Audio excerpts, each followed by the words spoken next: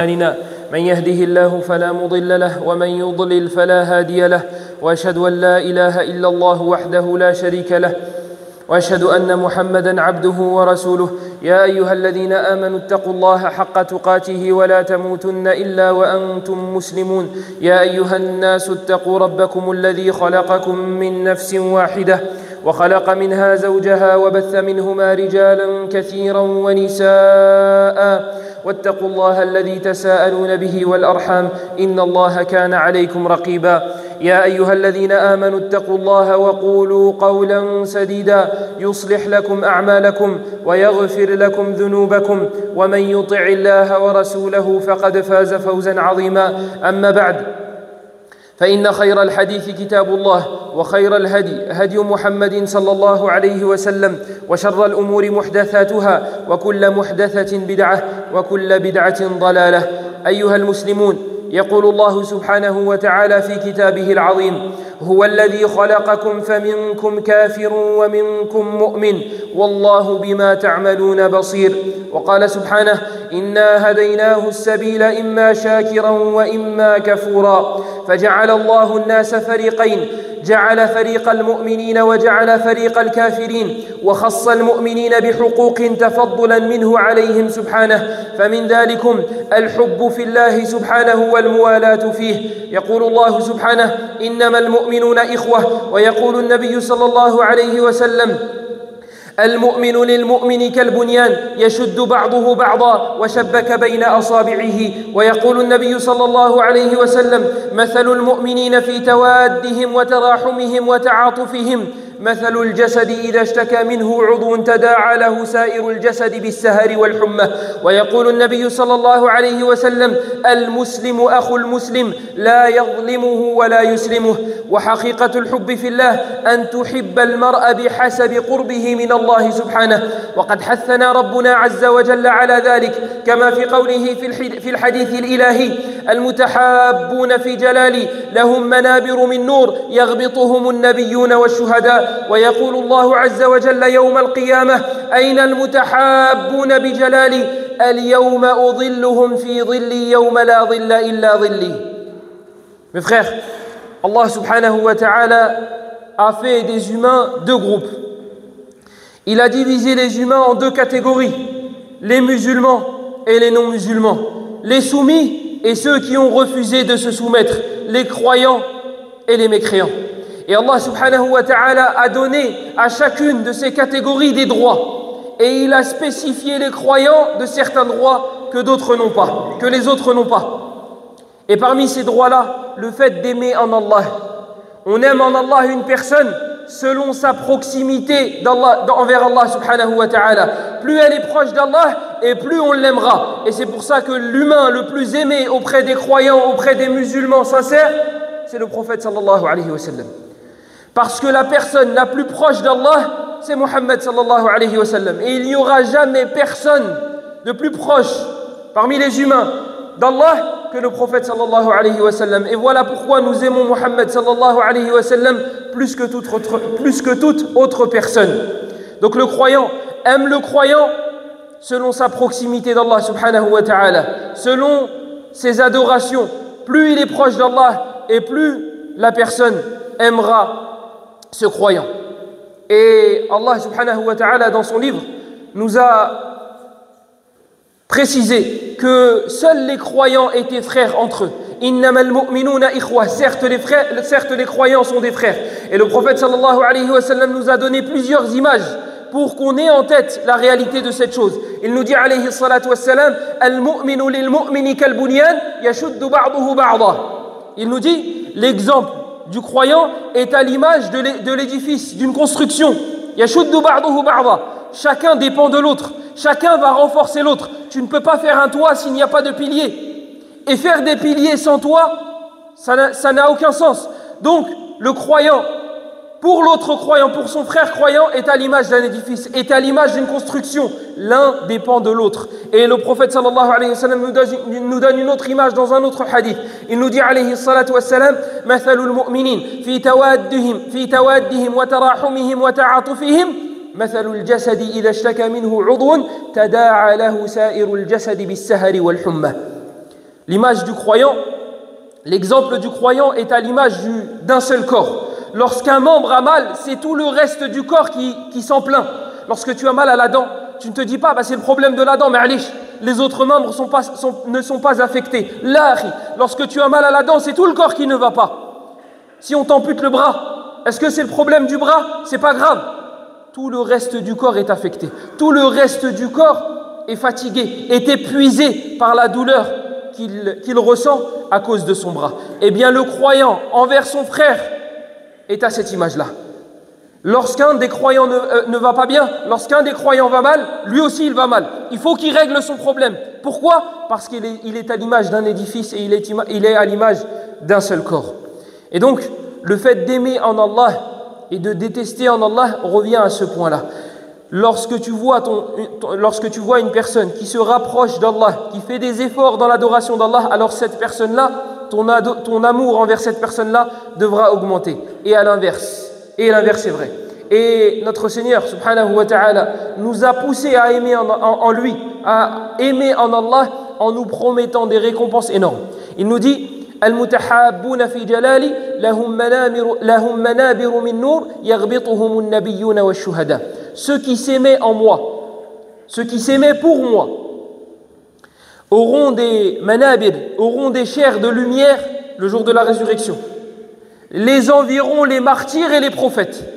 Et il nous dit alayhi salatu wassalam que le prophète sallallahu alayhi wa sallam nous dit qu'Allah subhanahu wa ta'ala a dit, il dira al-mutahabbuna fi jalali lahum manabiru al-mutahabbuna bi jalali al-yawm ayna al-mutahabbuna bi jalali al-yawma udhilluhum fi dhilli yawma la dhilla illa dhilli. Allah dira le jour de la résurrection, où sont ceux qui s'aimaient en ma majesté? Aujourd'hui, je vais les mettre sous l'ombre de mon trône, le jour où il n'y aura aucune autre ombre que celle-ci.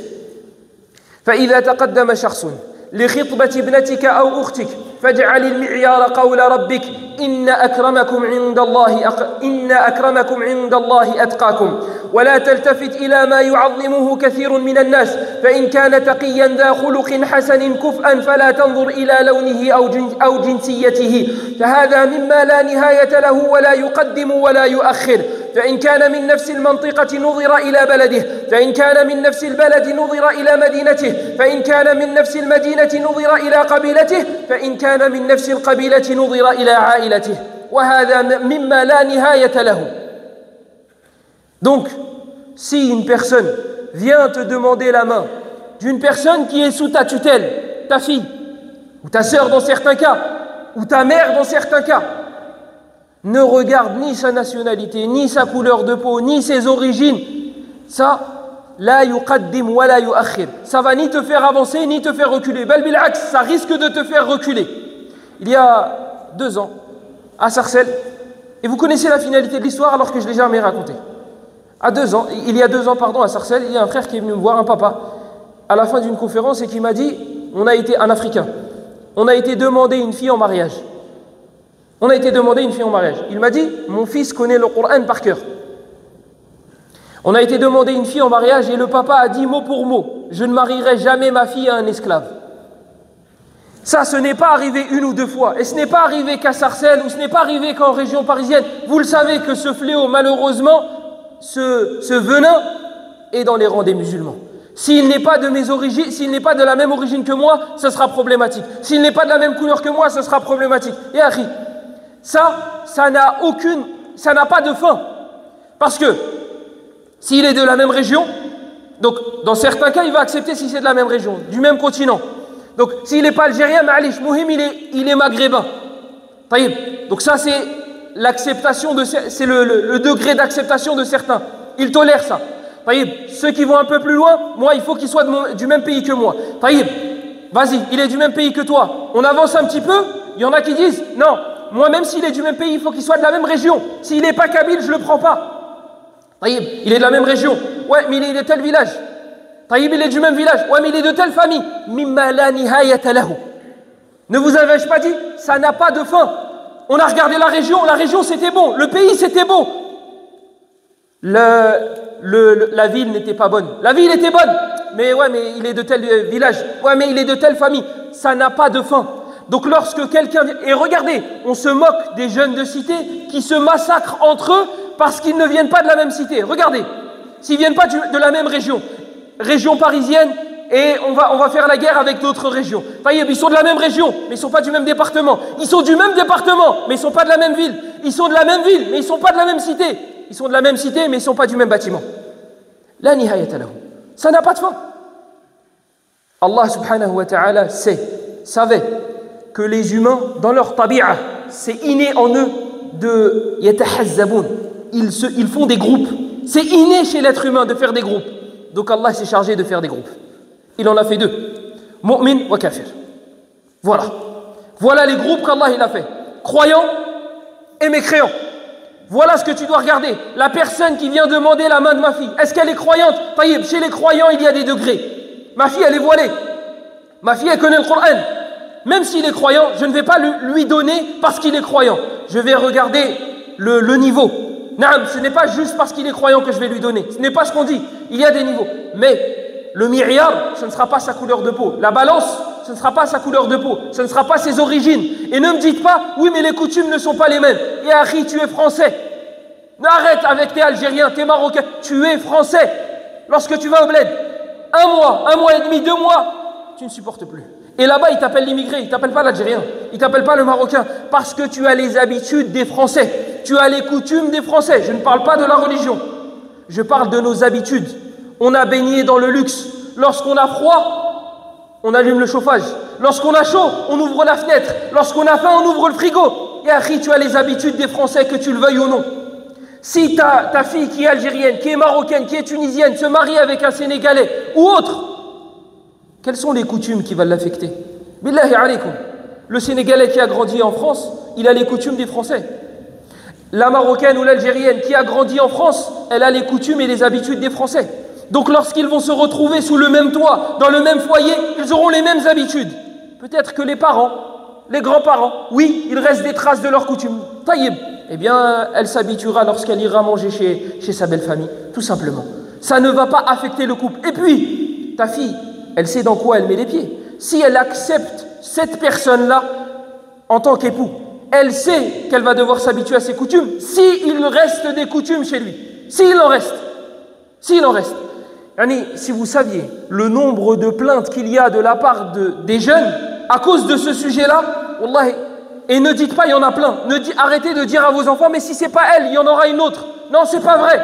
Il n'y en a pas plein. Des bonnes personnes, des gens bien, des gens droits en 2023, il n'y en a pas plein. Donc si ton fils ou ta fille te ramène une bonne personne, une personne droite, une personne croyante, une personne qui est accrochée aux mosquées, une personne qui apprend le Coran, prends cette personne-là. Et vous savez, l'homme n'a pas besoin de l'autorisation des parents pour se marier. L'homme, il n'a pas de tuteur. La femme, elle a besoin d'un tuteur. L'homme, il n'a pas besoin de tuteur. Eh bien, les parents endurcissent et corsent les choses, même pour le garçon. Comment? Akhi. Ils n'appellent pas leur fils Akhi. Écoute, tu veux te marier avec elle? Il n'y a pas de problème. Et moi, tu m'oublies. Donc, ils ne peuvent pas s'interposer. Ils ne peuvent pas dire tu ne te maries pas avec elle. Parce qu'ils savent que leurs paroles, religieusement parlant, tu ne peux pas interdire à ton fils de se marier. Ton fils, il n'a pas besoin de tuteur. Ta fille, elle a besoin d'un tuteur. Là, tu lui as mis le couteau sous la gorge. Il va devoir choisir entre sa future épouse et ses parents. Tu lui as mis le couteau sous la gorge. C'est soit elle, soit nous. Si tu te maries avec elle, tu nous oublies. Pourquoi rendre la tâche encore plus difficile qu'elle ne l'est déjà? Trouver une bonne personne aujourd'hui, c'est très difficile. Et s'il a trouvé une personne qui lui convient et cette personne-là est droite, pourquoi t'interposer parce qu'elle n'est pas de la même couleur ou pas, elle n'est pas de la même origine? Ça, c'est des choses qui étaient présentes avant l'islam. Bilal radiyallahu anhu, il s'est marié avec qui? Bilal, quelle était la couleur de sa peau? Bilal, ce n'était pas un esclave.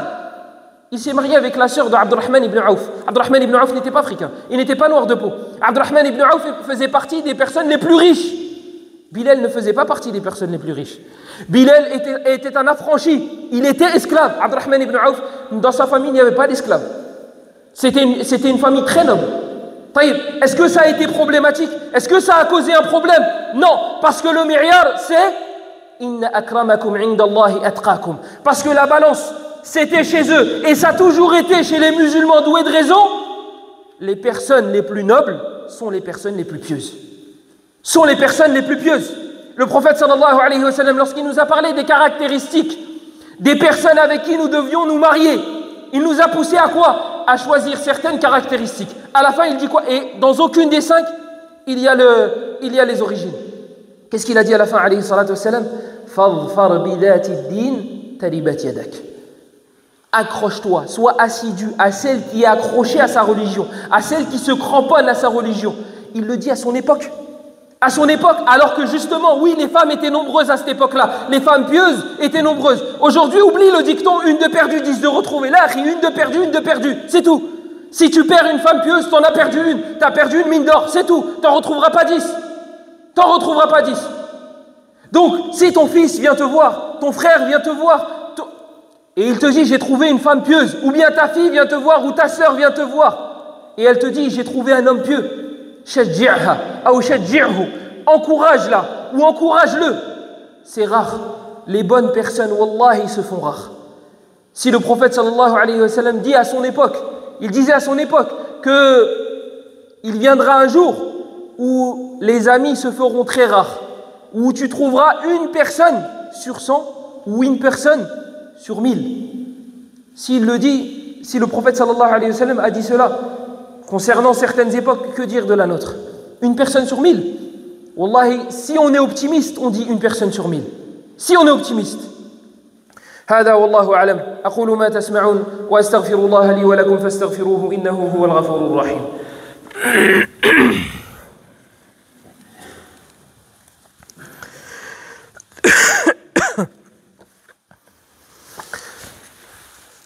الحمد لله وحده والصلاة والسلام على من لا نبي بعده.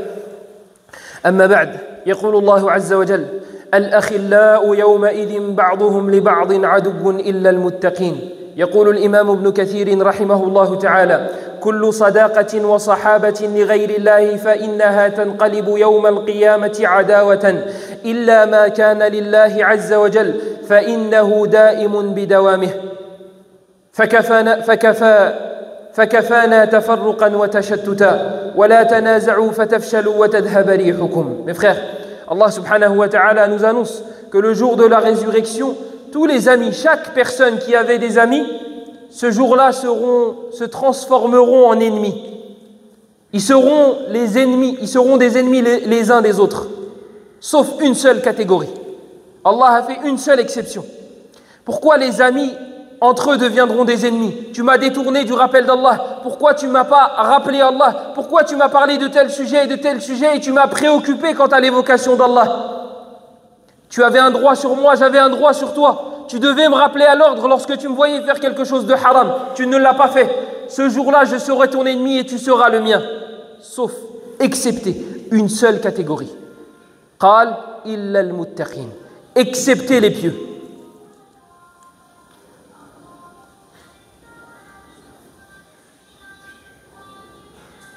Excepté les pieux. Pourquoi excepter les pieux? Parce que les pieux, ils s'aiment pour Allah, ils s'aiment en Allah, ils s'aiment parce qu'ils se rapprochent, parce qu'ils se rappellent mutuellement Allah. Lorsque l'un glisse, lorsque l'un flanche, l'autre il le rattrape, il le relève, il le redresse, il l'encourage.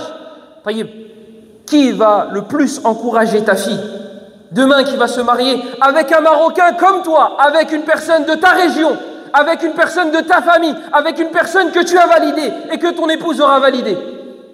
Est-ce que cette concordance-là va faire en sorte qu'il va la pousser, qu'il va la relever, qu'il va la pousser vers le haut, etc., etc. Ou bien le fait qu'elle soit droite, ou bien qu'il soit droit dans la religion, c'est ça qui va être l'élément, c'est ça qui va être le point culminant, c'est ça qui va pousser, qui va être la cause pour qu'il se pousse mutuellement vers le bien, pour qu'ils s'encouragent vers le bien? Est-ce que sa piété va être l'élément principal pour qu'ils se poussent, pour qu'ils s'encouragent mutuellement à adorer Allah? Bien sûr que oui. Ça va être cet élément-là. Ce n'est pas parce qu'ils seront de la même région ou du même pays qu'ils vont forcément s'encourager vers l'obéissance d'Allah. Non, le croyant pieux, c'est lui qui va être assidu à ce que ta fille mette les pieds au paradis. Et l'inverse, si ton fils veut se marier et qu'il se marie avec une fille pieuse et que tu l'encourages pour cela, c'est peut-être elle qui va être la cause de l'entrée de ton fils au paradis, dans des jardins qui n'auront pas de fin, dans des endroits dans lesquels la mort ne pénétrera pas. Voilà le miryar, voilà la balance sur laquelle nous devons peser les gens. Lorsqu'une personne vient se présenter pour ma fille, ou pour mon fils, inversement, ou bien pour ma sœur, ou bien pour ma mère, c'est ça que je dois regarder. Inna akramakum indallahi atqakum, fadfar bidati ad-din taribat yadak. Le reste, ça n'a ni début ni fin, comme on l'a dit précédemment. فكفانا تفرقا وتشتتا يقول الله سبحانه وتعالى ولا تنازعوا فتفشلوا وتذهب ريحكم واصبروا إن الله مع الصابرين. ويقول الله سبحانه ولا تكونوا كالذين تفرقوا واختلفوا من بعد ما جاءهم البينات. اللهم تقبل إخواننا من الشهداء، اللهم تقبل إخواننا في الشهداء، اللهم تقبلهم من الشهداء. اللهم اشف مرضى المسلمين، اللهم اشف مرضى المسلمين، اللهم اشف مرضى المسلمين، اللهم ارحم موتاهم، اللهم ارحم موتاهم، اللهم ارحم موتاهم. اللهم أعنا على ذكرك وشكرك وحسن عبادتك. اللهم علمنا ما ينفعنا وانفعنا بما علمتنا وزدنا علما. اللهم أحينا على خير حال وأمتنا على خير حال واقلبنا جميعا إلى خير المآل. وقوموا إلى صلاتكم.